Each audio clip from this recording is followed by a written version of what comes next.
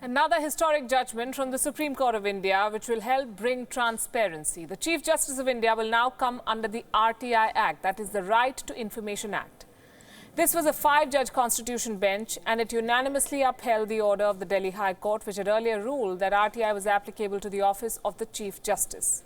As I said, the bench had 5 judges: Chief Justice Ranjan Gogoi, Justices N.V. Ramanna, D.Y. Chandrachud, Deepak Gupta and Sanjay Khanna.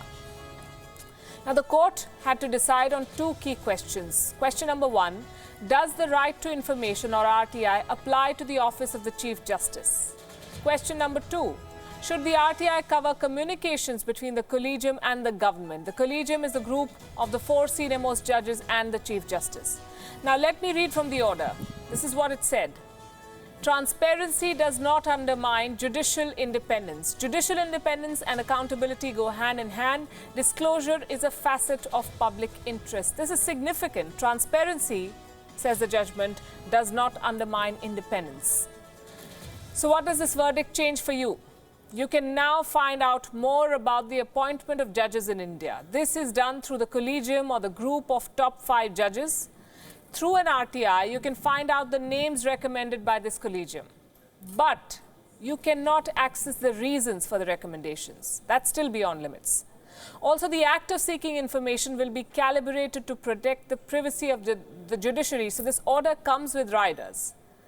But this order ends a 12-year-long fight to bring transparency in the judiciary. This started way back in 2007.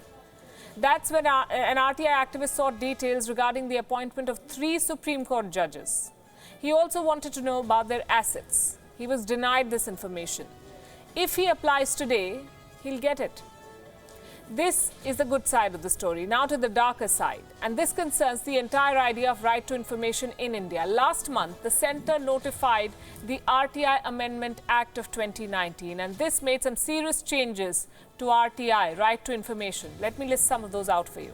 Change number 1. Chief Information Commissioners and State Information Commissioners were equated to civil servants and given the same pay grade. 2. Information commissioners get less salary than the chief, and the chief himself is made subordinate to the Prime Minister's office. This basically means that the entire framework has now become hierarchical. This was something that was consciously avoided in the original plan. Making information officers subservient to political masters dilutes the entire idea of RTI. Change number 3. The central government is the final authority on the interpretation of rules. How does that work? These major changes undermine the independence and autonomy of the institution of RTI, and it's not me saying these. These are concerns raised by former Central Information Commissioners. So after today's order, information will be shared on a case-to-case basis and conditions will apply. And yet this judgment is welcome because it makes one thing clear. The concept of judicial independence is not a personal privilege of the judges. If this case took so many years to achieve its natural conclusion, then imagine what is at stake. Transparency of information is a must in a functional democracy like India. Providing access to citizens can only help make it a more representative and just process. We say kudos to the Supreme Court. This is a step in the right direction.